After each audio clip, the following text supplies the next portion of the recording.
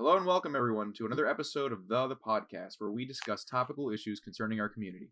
Today's topic is mental health issues associated with school. I'm your MC, Yousef Moubayedd, and with me are my speakers, Alejandro Alborja. Hello. Amy Hormazabal. Hey. Victoria Cruz. Hello. Danny Rodriguez. Hello. And Miranda Perez. Hello. Alright guys, so first question.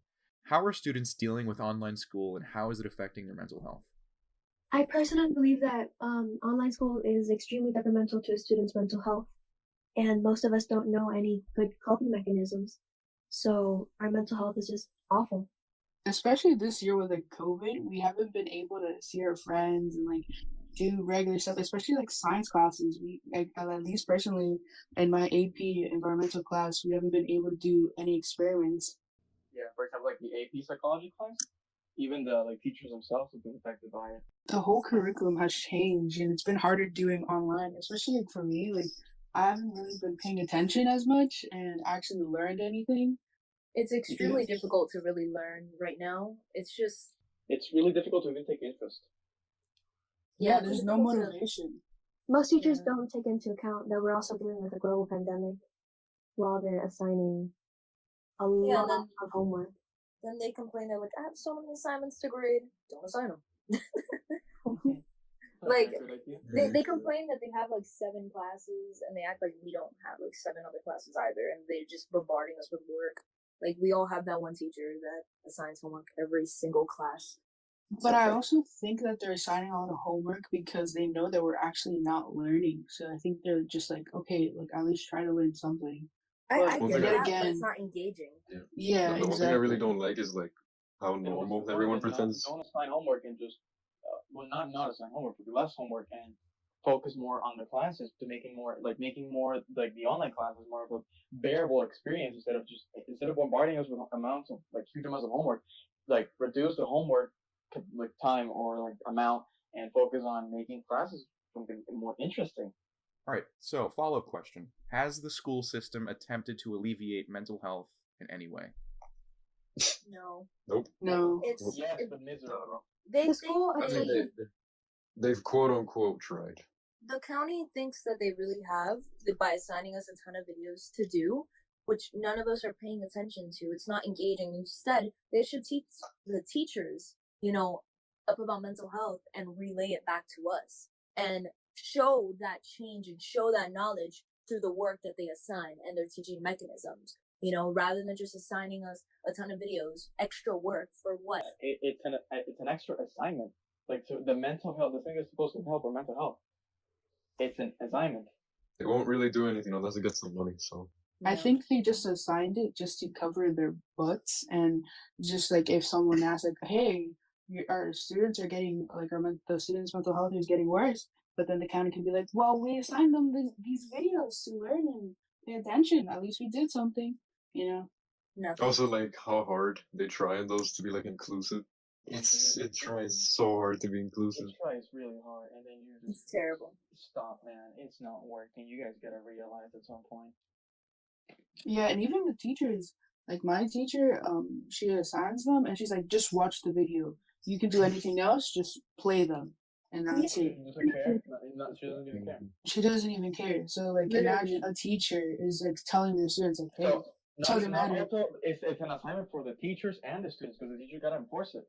Yeah. It also takes away from actual class time where we could be doing actual work. Yeah, because you have to do it during school time. Mm-hmm. Which makes 0 sense to me, honestly. Okay, and final question. Have you developed any coping mechanisms, any of you, to help you with mental health during this period? I have been sleeping more, which doesn't help, but it helps me. It helps me temporarily, but also it's one of the reasons why I'm more stressed. So I don't know if it's. Yeah, so it's a coping mechanism, but also takes time for actual things that you have to do. So it's a good. It's a bit of a break, so yeah, it has its own negative effect. I think it's my coping mechanisms have been the same for a while. It's my friends and the relationships I've kept. Because let's be honest, we haven't really made any new relationships since the lockdowns. maybe like some of our relationships have gone stronger during it, but like the ones we already have. So it's either my friends or like video games or reading something that I enjoy. Basically. Same with the friends, but I haven't been able to see them. And most of the time, if I would call them, they are like, "Hey, I have to do homework. I can't stay on call for too long," or something like that. So it's kind of like, I think one of the coping mechanisms I've like developed sort of now is probably catching up on movie series, I guess. I started getting into I started getting into games and stuff. I also like oddly have gotten closer with like religion and stuff, just trying to keep stability in my life, I guess, during this time. oh, another big one is music. Whenever I'm stressed, it's like I play music and just like even for those right type of music can work wonders. Yeah, like for those like 3 minutes that the song is playing, I kind of just forget and just escape for a second. You know, it's really good meditating too. Like meditating helps me a lot to ground myself. I feel like if I try to do that, I'd maybe take a nap in that. Yeah, something even just for 5 minutes. Like it's really nice. You just go on YouTube, search up some grounding meditation, and it sounds super cheesy, but it makes you feel like you're in the moment. Like once you're done, you feel so much more refreshed, and you feel like you're not concentrating on everything else. You're just concentrating on now. Like it's a feeling, like on yourself. Yeah, like it's really nice. I don't know. You know what's also really nice? Like driving. Like late night drives. My mom's always like, "Hey, do you want to go get like chips? Like I want like something." And we would drive to the gas station, and like within those like 3 to 5 minutes, it's like so peaceful, and especially there's no cars around. It's like so like.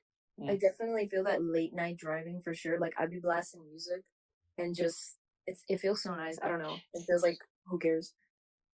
Not to sound invasive, but whoever, like, if you guys have any home family members with pre-existing conditions, how has that been on you?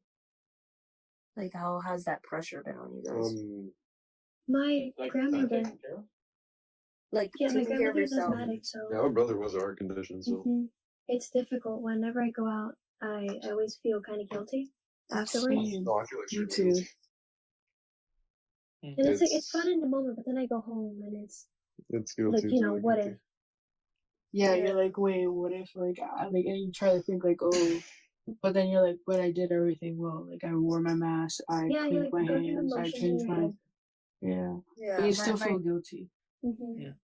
My grandmother has diabetes, and thank God she has the vaccine already. But the times that she didn't, like it was just scary and stuff. Especially when you interact with people who don't care, but you're forced to interact with them, like family.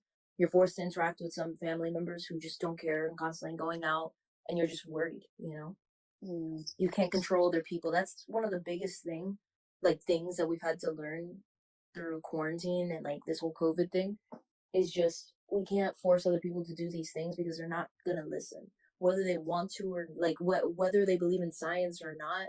Some people will just not click, and it's difficult to accept that, I guess. Especially when it's like, yeah, you might not get affected by it, but others will.